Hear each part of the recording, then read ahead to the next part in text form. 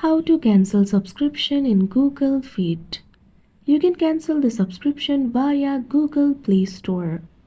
Open Play Store on your device.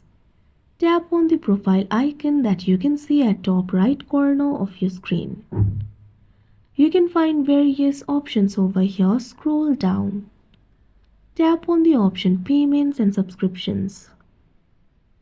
Tap on the option Subscriptions that you can see at third.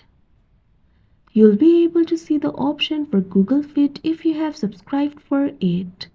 Right now I do not have it, but I can tell you what to do. Find the Google Fit subscription. Tap on it. Tap on the option Cancel Subscription. Follow through the prompts in order to confirm the cancellation. After that, the subscription for Google Fit will be cancelled. Like this, you can cancel Google Fit subscription.